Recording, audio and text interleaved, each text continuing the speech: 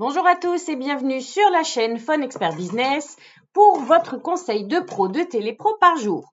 Aujourd'hui, on va aborder une étape cruciale des appels téléphoniques, c'est la conclusion d'appel et la prise de congé. Donc, évidemment, très important, je vais vous partager des conseils pratiques pour terminer vos appels de manière professionnelle, courtoise, tout en renforçant la relation avec votre interlocuteur. Alors, quels sont les conseils pour une bonne conclusion et une prise de congé efficace? Déjà, premièrement, on récapitule les points clés. Avant de conclure l'appel, évidemment, on fait un résumé des points importants discutés.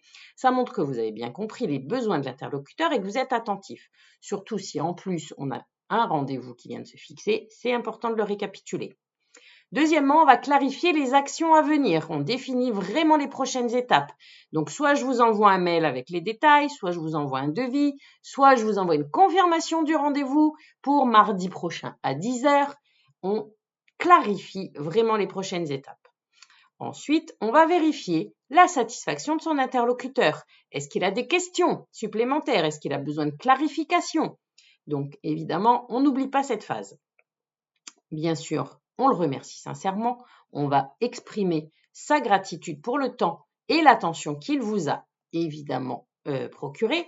Donc, je vous remercie beaucoup pour votre temps et pour votre accueil. Ça fera vraiment laisser une impression positive.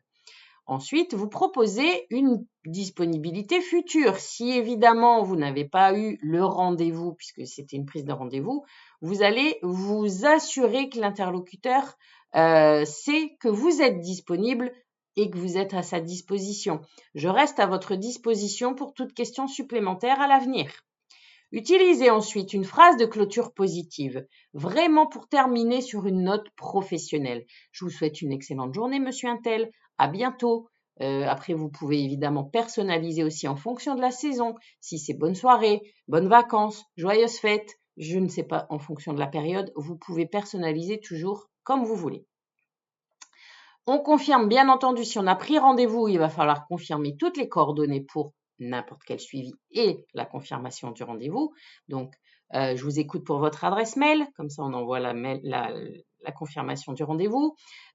Pour les rendez-vous physiques, vous êtes toujours situé à telle adresse. Évidemment, on vérifie tout ça quand même avant de raccrocher.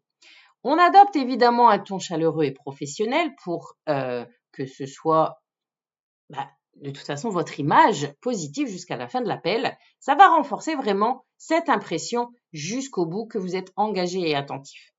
Ensuite, bien sûr, on respecte le temps avec l'interlocuteur. Vous devez quand même être concis. On bâcle pas la conclusion, mais on respecte son temps. Donc, on est professionnel. Et bien sûr, on fait une prise de congé courtoise. On va utiliser vraiment la formule la plus adaptée à la relation que vous avez établie. Merci encore, je vous dis à bientôt. Au plaisir de vous reparler, c'est vous qui choisissez.